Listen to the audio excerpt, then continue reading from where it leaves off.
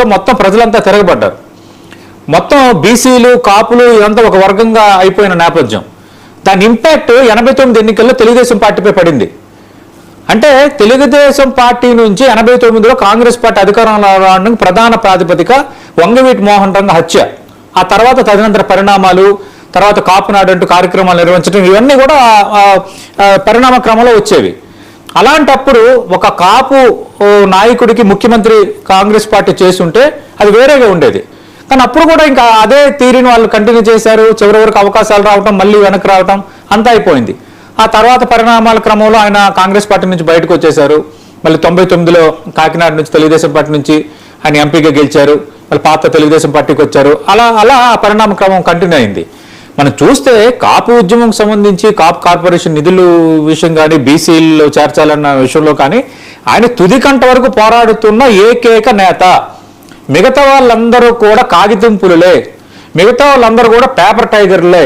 కాపు reservation కోసం మేము పోరాడతామని ఒక పెద్ద ర్యాలీ తీస్తాడు, మరొకరేమో ఒక సభ పెడతాడు, ఒక రౌండ్ టేబుల్ అంటాడు, అంతే. ఆ 2 రోజుల కార్యక్రమమే. కానీ అతను ఎమ్మెల్యే అయినప్పటి నుంచి కాపుల్లో అందరూ ఆర్థికంగా బలంగా లేరు, కాపుల్లో అన్ని రకాల వర్గాలు ఉన్నాయి, కాపులకి ఖచ్చితంగా బీసీల్లో చేర్చాలి, బీసీల్లో చేర్చడానికి అన్ని రకాల అర్హతలు ఉన్నాయి అంటూ విత్ రిపోర్ట్స్ జిల్లాల వారీగా, ప్రాంతాల వారీగా మొత్తం రిపోర్ట్స్ తీసుకొని వాళ్ళ బతుకులు ఎట్లా ఉన్నాయి, వాళ్ళ ఆర్థిక అసమానతలు ఎట్లా ఉన్నాయి, వాళ్ళ జీవితం ఎట్లా ఉంది, ప్రభుత్వ పథకాలు కొన్ని చోట్ల ఇస్తే కానీ వాళ్ళ పూట గడవని పరిస్థితి, ఇలాంటి కేస్ స్టడీస్ అన్ని పట్టుకొని ఆయన ఢిల్లీ వరకు పోరాటం చేశారు. ఒకనొక టైంలో ఇంకా అయిపోతుంది అనుకున్నంత వాతావరణం క్రియేట్ అయింది. సరే, రాజకీయంగా కొన్ని కుట్రలు జరగటం, రాజకీయంగా కాపు కులంలోనే మరికొందరు దాన్ని నీరు గార్చే ప్రయత్నం చేయటం, దాన్ని బూచిగా చూపించి ఆయా పార్టీల్లో వాళ్ళు పదవులు పొందటం, ఇదంతా జరిగిపోయింది. కానీ చివరి వరకు మాత్రం ఆయన ఇది మారలేదు. ఇప్పుడు తుని సంఘటన ఎప్పుడు జరిగిందండి? 2016 జనవరి 30. 2016కి ఆయనకు అవసరమా చెప్పండి మీరు? 2016కి మళ్ళీ కాపులు రిజర్వేషన్లు, తర్వాత కాపు కార్పొరేషన్ పేరు తీస్తున్న నిధులు, కాపు సంక్షేమానికి ఇస్తున్న నిధులు సరైన రీతిలో ఖర్చు చేయట్లేదు అన్న అంశాన్ని తీసుకొని ఆయన ఆందోళన చేయటం, ఉద్యమం చేయటం ఆయనకు అవసరమా? 2016లో ఆయన చూడని పదమే ఉంది. ఎంపీగా ఆయన పనిచేయలేదా, మంత్రిగా పనిచేయలేదా, ఎమ్మెల్యేగా పనిచేయలేదా, అంతకు మించి ప్రజాబలాన్ని ఆయన పొందలేదా?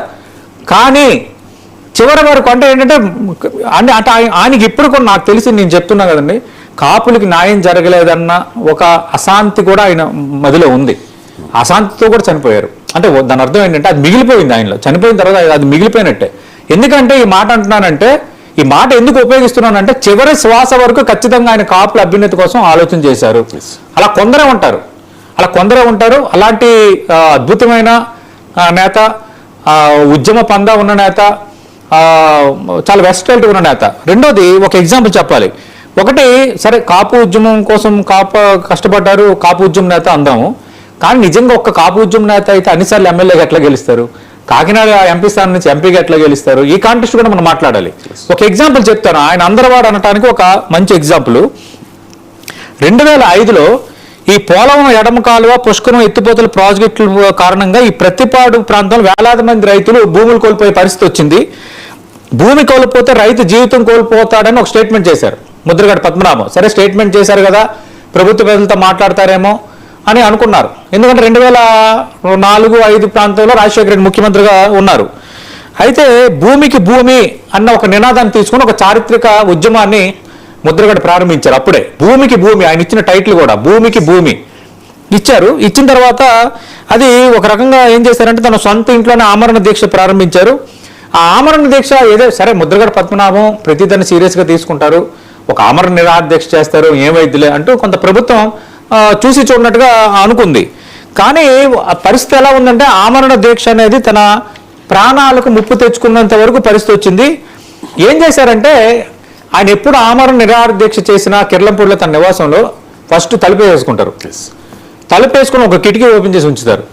ఆ రోజు ఏం చేశారు? 2005లో రైతుల కోసం పోలవరం ఎడమ కాలువ, అలాగే పుష్కరం ఎత్తిపోతల కారణంగా భూములు కోల్పోతున్న రైతులకి భూమికి భూమి ఇవ్వాలి, మీరు ఇచ్చే పరిహారము సరైన పరిహారం కాదు, భూమికి భూమి చూపించండి, ఇక్కడ రైతులు భూమిని నమ్ముకొని ఉన్నారు, డబ్బులను కాదు, వీళ్ళకి ఇదే జీవనాధారం అని చాలా గట్టిగా నినదించి ఆయన ఏం చేశారు? నిరాహార దీక్ష చేసి ఒకనొక టైంకి తన దగ్గర రివాల్వర్ ఉంది, ఆయనకి లైసెన్స్ రివాల్వర్ ఉంది.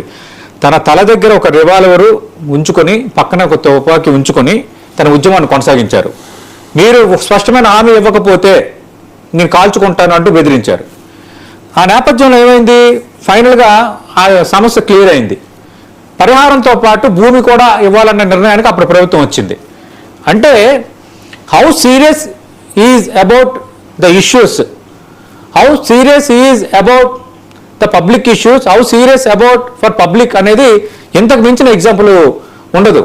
అలా ఆయన ఎలా చూసుకున్నా ఒక డిఫరెంట్ వెర్సటాలిటీ, ఒక పోరాట తత్వం, ఒక లక్ష్య సాధన దిశగా అడుగులు వేయటం, ఆప్యాయంగా గౌరవించుకోవటం, ఇలాంటి రకరకాల సుగుణాలు అంటారు కదా, అలాంటి వ్యక్తి కొందరే ఉంటారు అలా.